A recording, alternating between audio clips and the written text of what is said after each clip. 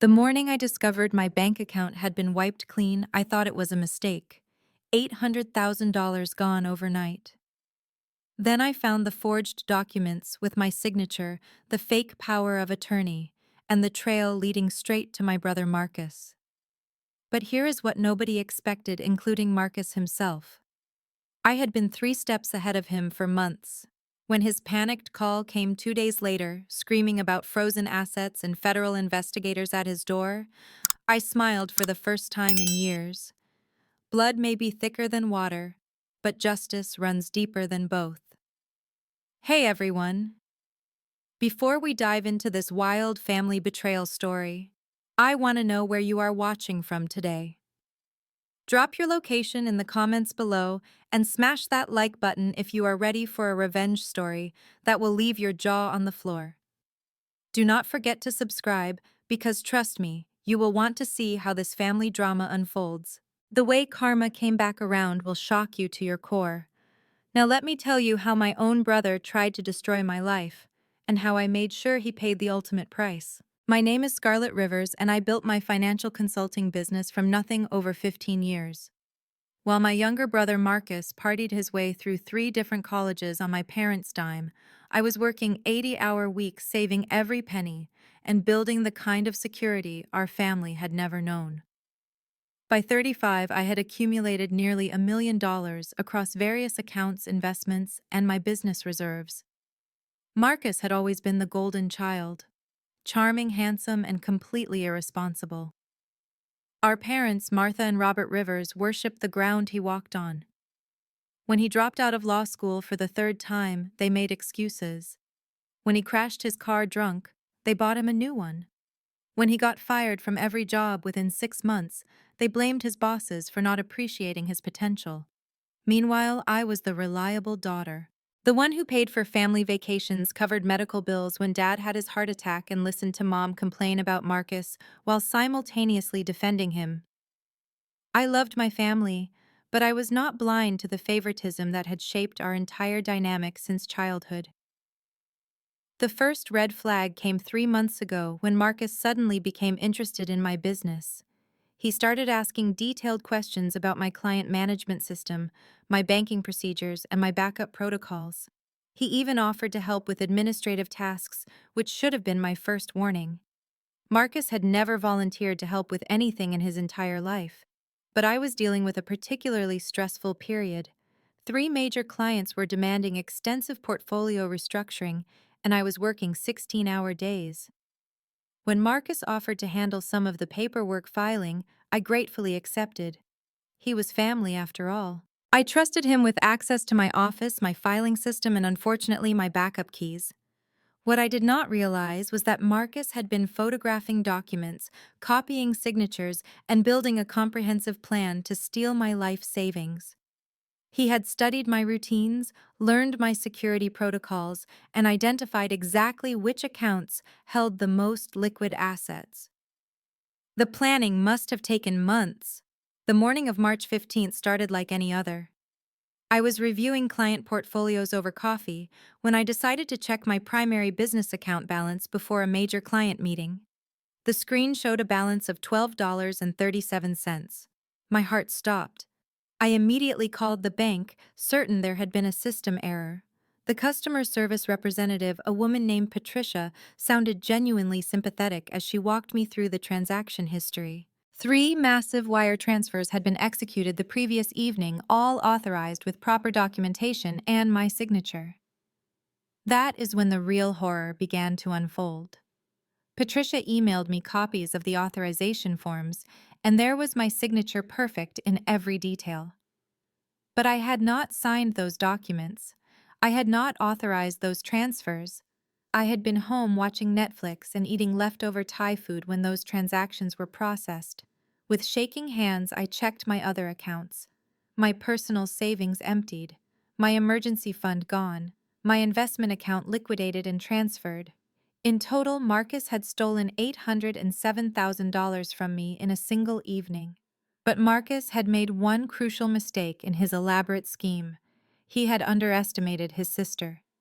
You see, 6 months earlier, I had installed a comprehensive security system in my office after a break-in at a neighboring business. The system included motion-activated cameras with cloud storage time-stamped entry logs and audio recording capabilities. Every time Marcus had entered my office to steal documents, forge signatures, or photograph confidential information, the cameras had captured everything. Moreover, as a financial consultant, I maintained detailed records of all my client interactions and document handling procedures. I had backup copies of every legitimate document, time-stamped digital signatures, and a paper trail that would make any forensic accountant weep with joy. But here is the part that even Marcus did not know. I had been suspicious of his sudden interest in my business for weeks. Call it sibling intuition, but something felt wrong about his newfound helpfulness. So I had been testing him, leaving fake documents with traceable serial numbers in accessible locations, and monitoring which information he accessed. When I discovered the theft that morning, I was devastated but not surprised. What surprised me was the scope of his betrayal. Marcus had not just stolen money, he had stolen documents related to client accounts, business contracts, and proprietary software I had developed. He was not just robbing me, he was attempting to destroy my entire professional life. The forged power of attorney documents were particularly sophisticated. Marcus had somehow obtained legal letterhead official seals and had practiced my signature until it was virtually perfect. He had created an entire false paper trail, suggesting that I had authorized him to manage my accounts due to a supposed medical emergency. As I sat in my empty office that morning, staring at the evidence of my brother's betrayal, I felt something shift inside me. The naive sister who had always made excuses for Marcus died in that moment. What emerged was someone harder, smarter, and absolutely committed to making him pay for every single dollar he had stolen. I spent the rest of that day collecting evidence documenting the theft and preparing for war. Because if Marcus thought he could steal my life's work and disappear without consequences, he was about to learn exactly how wrong he was. The most heartbreaking part was not the money, though, that represented 15 years of sacrifice and hard work. The most devastating realization was that my own brother had looked me in the eye every day for 3 months while planning to destroy me. He had sat at my family dinner table, accepted my help with his rent money, and hugged me goodbye, all while plotting the complete annihilation of everything I had built. But Marcus had made one fatal error in his calculations. He had assumed that his loving, trusting sister would be too shocked and hurt to fight back effectively. He could not have been more wrong. The next morning, I walked into the FBI field office in downtown Chicago with 3 bankers' boxes full of evidence and a determination that scared even me. Special Agent Jennifer Walsh, a sharp-eyed woman in her 40s who specialized in financial crimes, listened to my story with the focused attention of someone who had seen this kind of family betrayal before. What impressed Agent Walsh was not just the scope of the theft, but the meticulous documentation I had prepared. Security footage showing Marcus in my office after hours, photocopies of the original documents alongside his forgeries, digital timestamps, proving I was nowhere near the bank when the transactions were authorized, and most damning of all, bank records showing the stolen money being transferred to accounts Marcus had opened using fake business credentials. Agent Walsh leaned back in her chair after reviewing the evidence for 2 hours. Miss Rivers, this is one of the most thoroughly documented cases of identity theft and wire fraud I have encountered. Your brother did not just steal money, he committed multiple federal crimes. We are talking about wire fraud, identity theft, forgery, and potentially money laundering if he has moved these funds offshore. But I wanted more than just federal charges. I wanted Marcus to understand that his actions had consequences that would ripple through every aspect of his life. So I also filed a civil lawsuit for damages, reported the theft to every credit bureau, and notified the State Bar Association about his use of forged legal documents, which would permanently prevent him from ever practicing law. The next step was the hardest, confronting my parents. I drove to their house in the suburbs that evening, my heart pounding as I walked up the familiar front steps. Mom answered the door with her usual warm smile, which faltered when she saw my expression. "Scarlett, honey, you look terrible. What is wrong?" I sat them down at the kitchen table where we had shared thousands of family meals and told them everything. I showed them the bank statements, the forged documents, and the security footage of Marcus stealing from my office. I watched my father's face crumble as he realized his son was a thief, and my mother's desperate attempts to find explanations that would excuse the inexcusable. "Maybe he was planning to pay it back," Mom whispered, tears streaming down her face. "Maybe he was in trouble and did not know how to ask for help." Dad slammed his fist on the table, making the coffee cups jump. $800,000, Martha. This was not borrowing $20 for gas. This was a calculated attack on his own sister. The conversation that followed was the most painful 2 hours of my life. My parents were forced to confront the reality that their beloved son was not just irresponsible or unlucky, he was a criminal who had deliberately destroyed his sister's life. The golden child they had protected and enabled for 32 years had finally committed a crime too serious to excuse away. But the real revelation came when Dad went to check their own accounts. Marcus had not limited his theft to just me. He had also stolen $47,000 from their retirement savings using similar forged documents and the account information he had memorized from years of them, helping him with financial emergencies. Mom collapsed into a chair, her face white with shock. "He stole from us too, from his own parents." That night, my parents finally saw Marcus for who he really was, not a struggling young man who needed their support, but a predator who viewed his own family as targets. The scales fell from their eyes, and for the first time in 3 decades, they stopped making excuses for him. The next morning, Agent Walsh called me with news that made my heart race with satisfaction. "We have located your brother, Miss Rivers. He is currently in Las Vegas, staying at the Bellagio under his own name. He has already spent approximately $60,000 of the stolen funds on gambling, luxury shopping, and a suite rental. We will be executing an arrest warrant within 24 hours. But Marcus had one more surprise for all of us. That afternoon, my phone rang. It was him calling from Vegas, completely unaware that federal agents were closing in on him. "Scarlett." His voice was slurred with alcohol and excitement. "You will never believe the week I am having. I hit it big at the poker tables. I met this incredible woman, and I finally have the freedom to live the life I deserve." I let him talk, recording every word, while Agent Walsh traced the call. Marcus babbled about his plans to move to Monaco, his new business ideas, and his conviction that he was destined for greatness. He never once mentioned the money he had stolen or showed any concern for the family he had destroyed. Finally, I interrupted him. "Marcus, where did you get the money for this Vegas adventure?" There was a pause, and when he spoke again, his voice had changed. "What do you mean I told you I won at gambling?" "No, Marcus. I mean the $800,000 you stole from me using forged documents. I mean the money you took from Mom and Dad's retirement account. I mean the federal crimes you committed that are going to send you to prison for the next 20 years. The silence that followed was deafening. When Marcus finally spoke, his voice was small and panicked. "Scarlett, I can explain everything. It is not what you think. I was going to pay it all back with interest. I just needed a chance to what, Marcus? To destroy my business, to bankrupt our elderly parents, to commit wire fraud across state lines." My voice was steady, cold, and completely without mercy.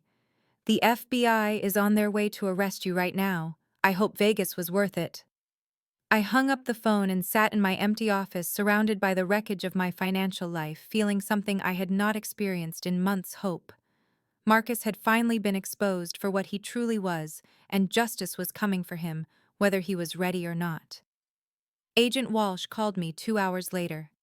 "We have him in custody, Miss Rivers." Marcus Rivers was arrested at the Bellagio poker room with $23,000 in cash and evidence of the other transactions on his laptop. He will be extradited back to Chicago within 72 hours. As I hung up the phone, I realized that while Marcus had stolen my money, he had given me something infinitely more valuable: the absolute certainty that I was done being the family doormat. The little sister who had spent 15 years cleaning up his messes had died the morning I discovered the theft. In her place was someone who understood that sometimes the people who hurt you most are the ones who should face the harshest consequences. What happened next taught me that justice is rarely a solo endeavor. Within 48 hours of Marcus's arrest, my phone started ringing with calls from people I never expected to hear from. The first was my cousin Rebecca Marcus's ex-girlfriend from college, who had been following the news coverage of his arrest. "Scarlett, I cannot believe this happened to you, but I cannot say I am completely surprised," Rebecca said during our 2-hour phone conversation. "Marcus tried to steal from me too back when we were dating. He got access to my credit cards and ran up $8,000 in charges before I caught him. I never reported it because your parents convinced me it would ruin his future." This revelation was the first crack in what would become a flood of information about Marcus's long history of financial manipulation and theft. Rebecca connected me with 3 other women Marcus had dated over the years, each with their own story of money mysteriously disappearing, forged checks, and financial documents that had been accessed without permission. Sarah Mitchell, a woman Marcus had been engaged to briefly 3 years ago, had perhaps the most shocking story. "He stole my grandmother's engagement ring," she told me through tears during our video call. "It was worth $30,000 and had been in my family for 4 generations. Marcus told me he was taking it to be cleaned and resized, but instead he pawned it and used the money to pay off gambling debts.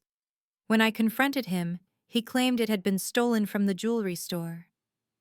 These women had been isolated in their experiences, each believing they were the only victim of Marcus's manipulation. But together we began to see the pattern. Marcus had been systematically targeting women who cared about him, using their trust and love as weapons against them. The most valuable ally in this growing network turned out to be Detective Maria Santos from the Chicago Police Department's Financial Crimes Unit. Detective Santos had been investigating Marcus for months as part of a larger case involving fake business loans and identity theft. When she learned about my situation through Agent Walsh, she realized that Marcus was not just a small-time opportunist, but a serial predator who had been operating for years. "Your brother is what we call a confidence criminal," Detective Santos explained during our meeting at the police station. "He uses personal relationships and family connections to gain access to victims' financial information, then exploits that trust for maximum damage. The fact that he targeted his own sister suggests an escalation in his criminal behavior that is frankly disturbing." Detective Santos introduced me to Jennifer Chen, a forensic accountant who specialized in tracking stolen assets and recovering funds for victims of financial crimes. Jennifer had worked on cases involving everything from Ponzi schemes to corporate embezzlement, and she approached my situation with a level of professional expertise that gave me hope for the first time since the theft. "The good news is that your brother is not particularly sophisticated in covering his tracks," Jennifer explained as she reviewed the financial records. "He moved the money through a series of accounts, but he left digital fingerprints everywhere.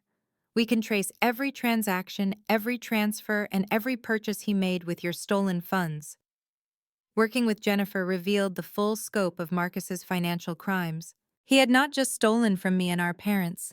He had created an entire network of fake businesses, fraudulent loan applications, and identity theft schemes that had been generating income for him for over 2 years. The Vegas trip was not a celebration of a lucky gambling win. It was a spending spree funded by dozens of victims across multiple states. But the most important ally in my quest for justice turned out to be someone completely unexpected: Marcus's former roommate and best friend, David Kim. David called me 3 days after Marcus's arrest, his voice shaking with a mixture of anger and guilt. "Scarlett, I need to tell you something that has been eating me alive," David said. "I knew Marcus was planning something involving your business. He showed me copies of documents with your signature on them months ago, claiming you had made him a partner in your company. I thought it was legitimate because he was so detailed about it, but now I realize he was probably practicing forging your signature." David's information was crucial because he could provide testimony about Marcus's premeditation and planning. This was not a crime of opportunity or desperation. It was a calculated long-term scheme to destroy his own sister's life and steal everything she had worked for. Through David, I learned that Marcus had been bragging to friends for months about his plan to finally get what he deserved from our family's money. He had presented the theft not as a crime, but as collecting on an inheritance that he felt had been unfairly given to me instead of him. He was convinced that your parents loved you more because you were successful, and that he was entitled to your money as compensation for the favoritism he claimed you had received, David explained. It was twisted logic, but Marcus had convinced himself that stealing from you was actually justice. This insight into Marcus's mindset was both illuminating and terrifying. He had not stolen from me out of desperation or temporary poor judgment. He had stolen from me because he believed he deserved my life, my success, and my money more than I did. The growing alliance of Marcus's victims became a powerful force for accountability. We coordinated our testimonies, shared evidence, and supported each other through the legal process. What had started as my individual quest for justice became a collective effort to ensure that Marcus faced consequences for years of predatory behavior. Detective Santos helped us understand that our coordinated approach was unusual in financial crime cases. Most victims of family theft never report the crimes because they are embarrassed or hope the family member will change, she explained. The fact that you have built this network of witnesses and evidence makes this case incredibly strong. Your brother picked the wrong sister to steal from. The alliance also provided emotional support that I had not expected to need. Talking to other women who had been manipulated and betrayed by Marcus helped me realize that his actions were not a reflection of my judgment or naivety. They were the calculated moves of someone who had been perfecting his manipulation tactics for years. Sarah, Rebecca, and the other victims became not just allies in the legal case, but genuine friends who understood the unique pain of being betrayed by someone you trusted completely. We created a group chat that became a source of daily strength, sharing updates about the case and supporting each other through the emotional aftermath of financial abuse. But the alliance building also revealed something troubling. Marcus had not worked alone in all of his schemes. David's information led us to discover that Marcus had been working with a man named Tony Marchetti, who specialized in creating fake business documents and false identities for financial fraud schemes. Tony had provided Marcus with the sophisticated forgery equipment and legal knowledge necessary to create such convincing fake documents. This revelation transformed my case from a family betrayal into part of a larger organized crime investigation involving multiple victims across several states. Agent Walsh was thrilled with this development. With Tony Marchetti in the picture, we can charge your brother with conspiracy and racketeering in addition to the wire fraud and identity theft charges, she explained. This moves Marcus from looking at 5 to 10 years in prison to potentially 25 to life if he is convicted on all counts. As I sat in my office that evening reviewing the evidence files that had grown to fill an entire filing cabinet, I realized that building this alliance had given me something I had lost when I discovered the theft, a sense of power and control. Marcus had tried to isolate me to make me feel helpless and alone. Instead, his actions had connected me with a network of strong, determined women who were committed to ensuring he faced the full consequences of his crimes. The scared, devastated woman who had walked into the FBI office a week earlier had been replaced by someone who understood that justice requires not just evidence and legal procedures, but community support and the determination to fight for what is right, no matter who tries to stop you. Marcus thought he could steal my life and disappear without consequences. What he got instead was a coordinated effort by multiple victims, law enforcement agencies, and financial experts who were determined to make sure he paid for every crime he had ever committed.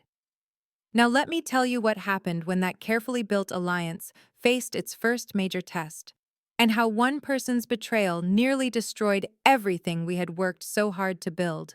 The betrayal came from the person I least expected, David Kim, Marcus's former roommate, who had seemed so genuinely remorseful about his friend's crimes. 3 weeks after Marcus's arrest, as we were preparing for the preliminary hearing that would determine whether the case would go to trial, David called me with news that made my blood run cold. "Scarlett, I need to tell you something," David said, his voice different than it had been in our previous conversations. Gone was the guilt and anger. Instead, he sounded nervous and evasive. "I have been thinking about my testimony, and I am not sure I remember things as clearly as I thought I did." My heart sank as I realized what was happening. "David, what are you trying to tell me?" Maybe Marcus was not planning anything criminal. Maybe those documents he showed me were legitimate business papers. Maybe I misunderstood what he was saying about getting what he deserved from your family. I sat in stunned silence as David systematically dismantled every piece of testimony he had previously given. The conversations about Marcus practicing signature forgery became innocent discussions about business documents. The bragging about stealing from me became vague comments about family financial arrangements.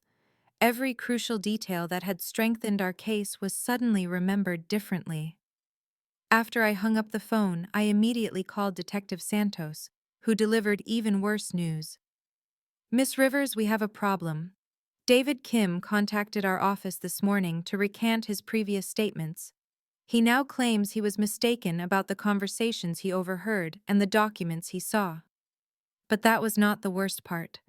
Detective Santos's next words hit me like a physical blow. "We also discovered that David Kim received a payment of $50,000 into his bank account 2 days ago. The money was wired from an offshore account that we believe is connected to Tony Marchetti's operation." The realization crashed over me like a wave. David had not been an ally seeking justice.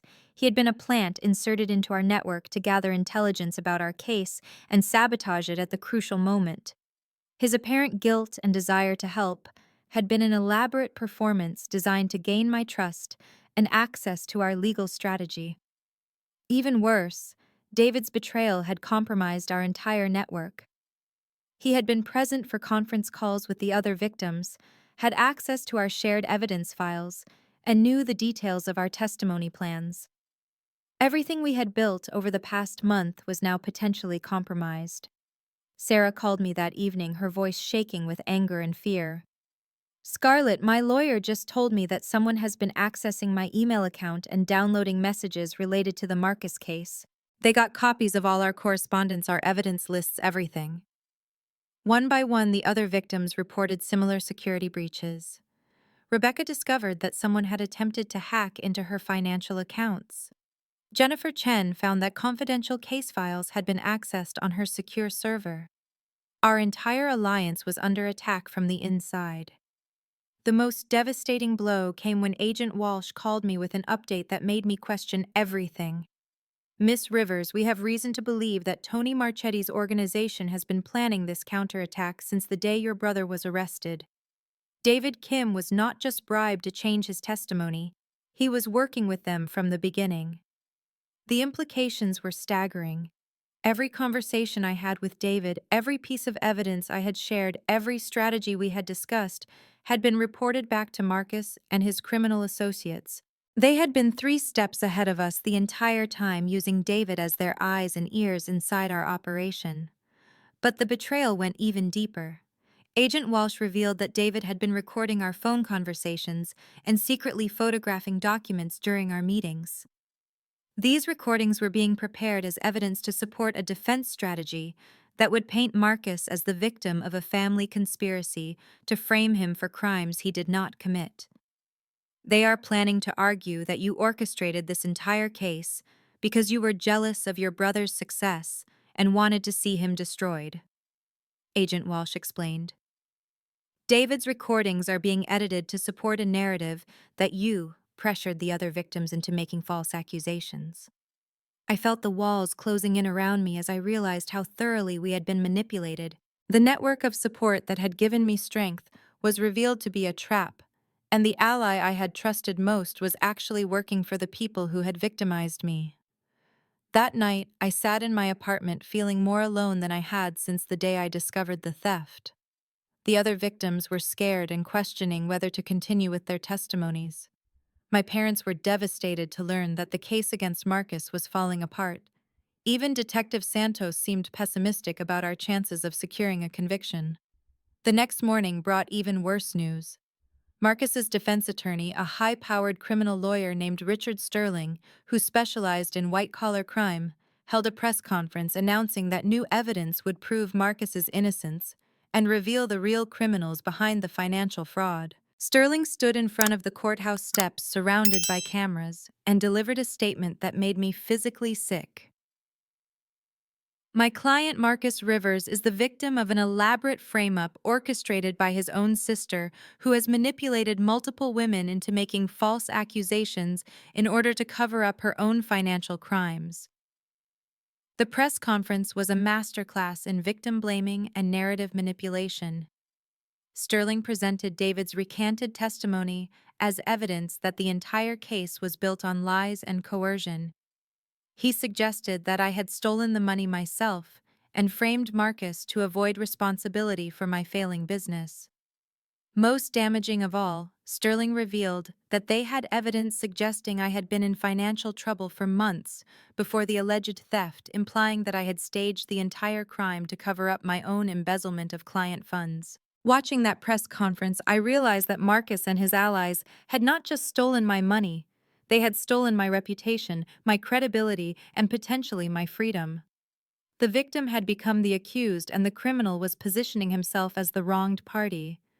But as I sat there feeling the weight of this devastating betrayal, something inside me shifted. The despair and shock began to transform into something harder and more determined. David's betrayal had shown me that Marcus's criminal network was more sophisticated than I had realized, but it had also revealed something else. They were scared enough of our evidence to go to extreme lengths to discredit it. If they were willing to bribe witnesses, hack our communications, and launch a public relations campaign, it meant our case was strong enough to threaten them. The betrayal had wounded our alliance, but it had not destroyed the core evidence of Marcus's crimes. That night, I made a decision that would change everything. If Marcus wanted to play dirty, if he wanted to use betrayal and manipulation as weapons, then he was about to discover that his sister could play that game too. But unlike him when I played for keeps, I played to win. The scared, trusting woman who had believed David's performance was gone forever. In her place was someone who understood that in a war against people who have no moral boundaries, sometimes you have to be willing to cross lines you never thought you would cross. Marcus had taught me that family loyalty was a weakness that could be exploited. Now I was about to teach him that underestimating someone who has nothing left to lose is the biggest mistake he would ever make. The salvation I never saw coming arrived in the form of a 73-year-old retired FBI forensic accountant named Eleanor Whitman. Eleanor had been following the news coverage of Marcus's case, and something about the defense attorney's press conference had triggered her professional instincts in a way that would prove to be Marcus's ultimate downfall. Eleanor called me on a Tuesday morning, her voice crisp and authoritative despite her age. "Miss Rivers, my name is Eleanor Whitman. I spent 35 years with the Bureau specializing in financial fraud cases, and I have been watching the media coverage of your brother's case with great interest. I believe your brother's defense team has made several critical errors that we can exploit." What Eleanor brought to our devastated alliance was something none of us had possessed: decades of experience in handling cases where witnesses were compromised and evidence was attacked. She had seen every trick, every manipulation, and every legal strategy that criminal defense attorneys used to discredit financial crime victims. "The first thing you need to understand," Eleanor explained during our initial meeting, "is that David Kim's betrayal actually helps our case more than it hurts it. When defense teams resort to bribing witnesses and orchestrating counterattacks, it demonstrates consciousness of guilt. No innocent person needs to go to such elaborate lengths to defend themselves." Eleanor's analysis of our compromised evidence revealed something remarkable. While David's testimony was now worthless, the physical evidence he had helped us gather remained completely valid. Security camera footage, bank records, digital timestamps, and forensic analysis of forged documents could not be bribed or manipulated. More importantly, Eleanor had connections throughout the law enforcement and financial investigation community that proved invaluable. Within 48 hours of joining our team, she had arranged for independent verification of every piece of evidence in our case by experts who had no connection to David Kim or any potentially compromised sources. But Eleanor's most brilliant insight came when she analyzed the offshore account that had been used to pay David's bribe. Your brother's criminal associates made a crucial mistake when they paid David through the same financial network they used for money laundering, she explained. This payment creates a direct connection between Marcus's theft and an international criminal organization. Working with Agent Walsh, Eleanor traced the offshore payment back through a complex series of shell companies and fake business entities. What they discovered transformed our case from a simple family theft into evidence of Marcus's involvement in a sophisticated international fraud ring that had been operating for over 3 years. The financial trail revealed that Marcus had not just been stealing from individual victims, he had been recruiting other family members and romantic partners to serve as identity theft targets for Tony Marchetti's organization. My stolen money had been used to fund similar crimes against dozens of other victims across multiple states. Eleanor's investigation also uncovered something that made my blood boil. Marcus had been planning to steal from me for over a year. Bank records showed that he had been making small, unauthorized transactions from my accounts for months, testing my monitoring systems and learning my financial habits before executing the major theft. Your brother was not a desperate man who made a bad decision, Eleanor told me as we reviewed the evidence. He was a career criminal who saw his family as a resource to be exploited. This level of premeditation and planning will be devastating to his defense strategy. But Eleanor's most valuable contribution was her ability to rebuild our network of allies in a way that could not be compromised.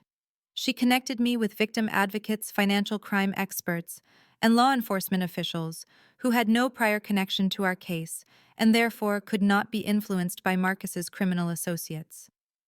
Through Eleanor's network, we discovered 3 additional victims of Marcus's crimes who had never been contacted by David Kim or anyone connected to his betrayal.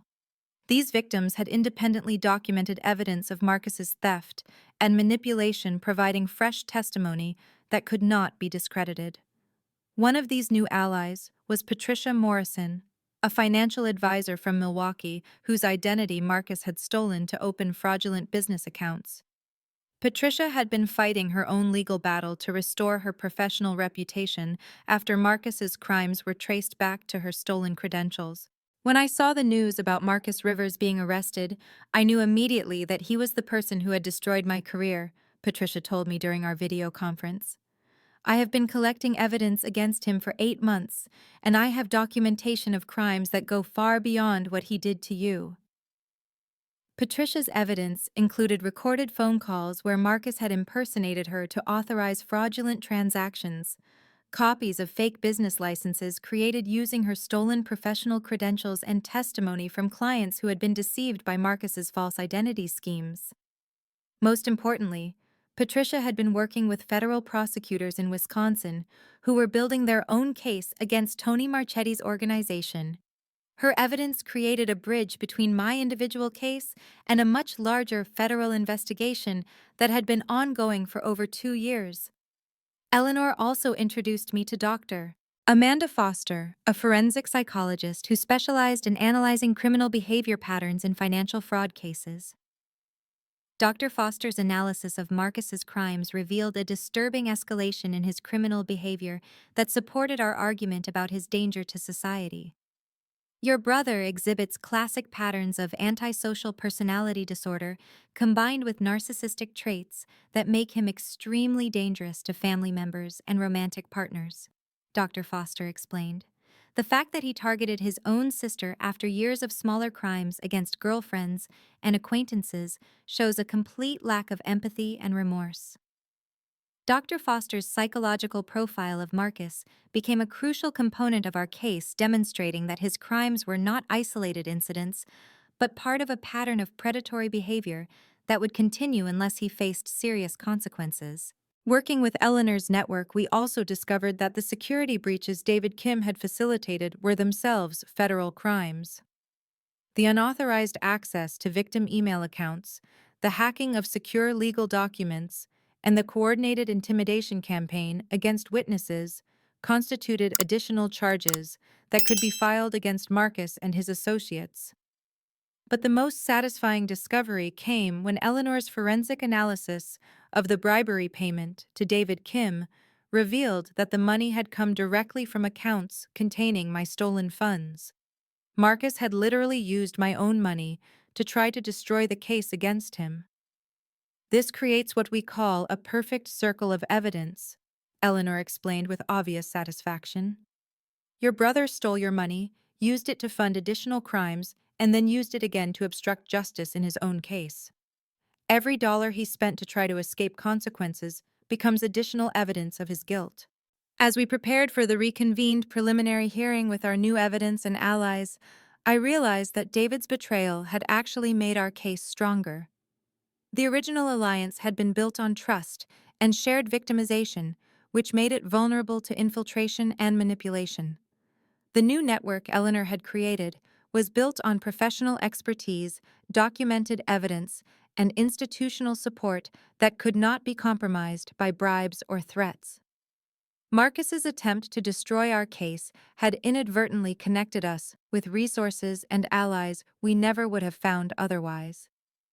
Standing in the courthouse hallway with Eleanor, Patricia, Dr. Foster, and Agent Walsh, I felt something I had not experienced since discovering the theft absolute confidence in the pursuit of justice.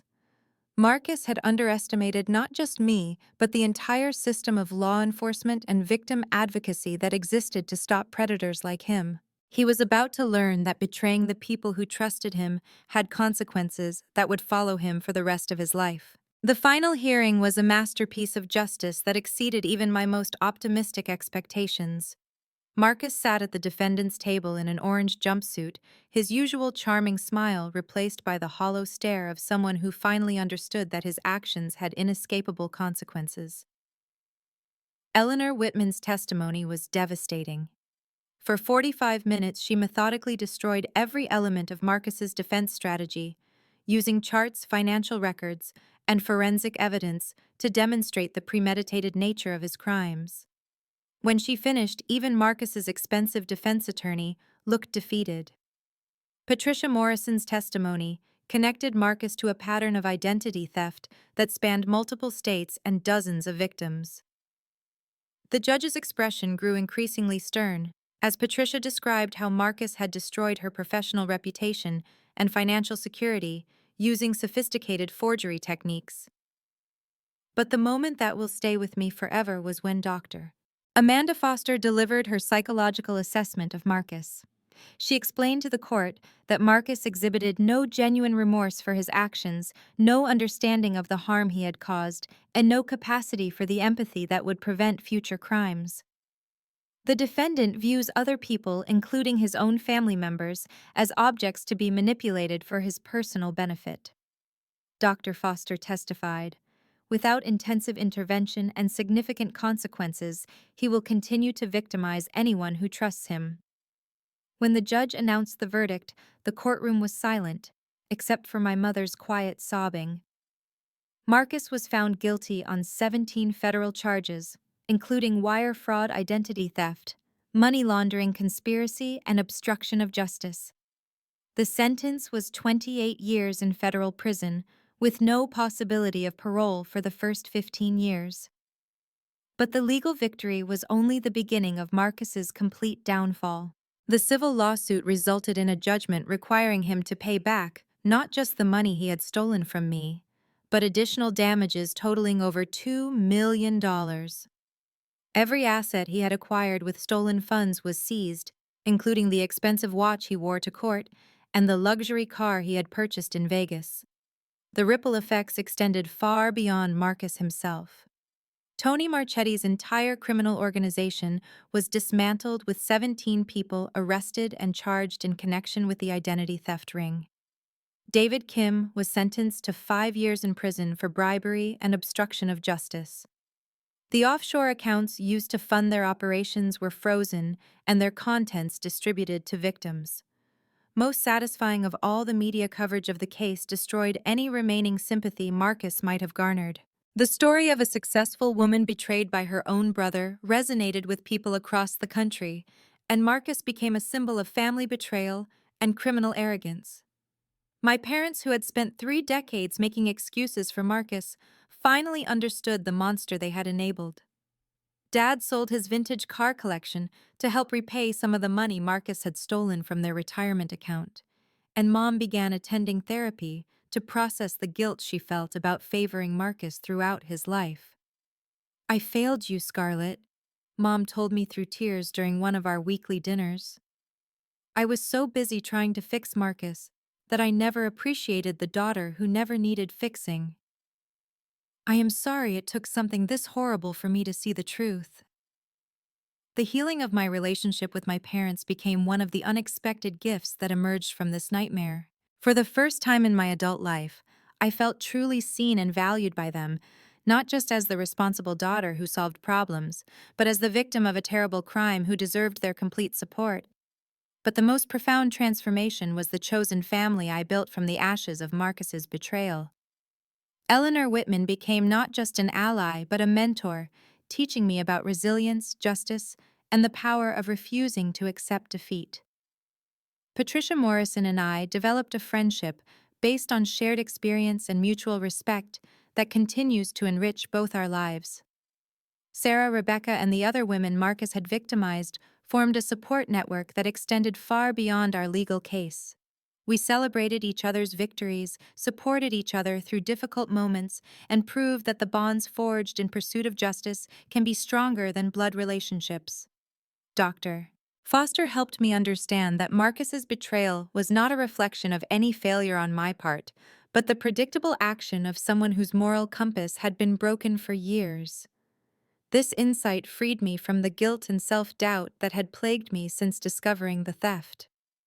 6 months after Marcus's sentencing, I received a letter from him in prison. It was exactly what I expected: a rambling, self-pitying document that blamed everyone except himself for his situation. He accused me of destroying the family, claimed that his crimes were justified by perceived slights from our childhood, and demanded that I visit him to discuss his appeal. I read the letter once, showed it to Eleanor, and then threw it in the garbage where it belonged. Marcus had lost the right to my attention, my forgiveness, and my emotional energy the day he decided to steal my life's work. The financial recovery took longer than the legal case, but Eleanor's expertise helped me reclaim most of what Marcus had stolen. The seized assets, combined with the civil judgment and victim compensation funds, allowed me to rebuild my business stronger than before. More importantly, the experience taught me lessons about trust, family, and justice that made me a better person and a stronger woman. I learned that blood relationships mean nothing if they are not supported by loyalty, respect, and genuine care. I discovered that chosen family can provide deeper connections than biological ties ever could. I also learned that justice is not just about punishment, but about refusing to let criminals escape the consequences of their actions, no matter how charming or manipulative they might be. Today, my business is thriving. My relationships with my parents are healthier than they have ever been, and my network of chosen family continues to grow. Marcus sits in a federal prison cell, exactly where he belongs, with 26 years left on his sentence. The scared, trusting woman who discovered her empty bank account that terrible morning no longer exists. In her place is someone who understands that the greatest betrayals often come from the people closest to us, but that truth, evidence, and determination will always triumph over lies, manipulation, and criminal arrogance. Looking back, I realized that Marcus did me a favor by showing me exactly who he was. The brother I thought I loved was an illusion. The real Marcus was a predator who had been hiding behind family loyalty for his entire adult life. Now, I want to hear from you. Have you ever discovered that someone you trusted completely was betraying you behind your back? How did you handle the shock of realizing that a family member was not who you thought they were? Drop your stories in the comments below, because I know many of you have experienced similar betrayals. If this story resonated with you, please hit that like button and subscribe to my channel for more true stories about family drama, justice, and the power of refusing to be a victim. Share this video with anyone who needs to hear that fighting back against family betrayal is not just possible, but necessary. Thank you so much for watching and supporting my journey from victim to survivor to someone who understands that real family is not about blood, but about the people who show up when life gets difficult. Remember that justice might be delayed, but it is never denied when you refuse to give up the fight. The next time someone tries to tell you that family loyalty means accepting abuse, remember Marcus's story and choose justice instead.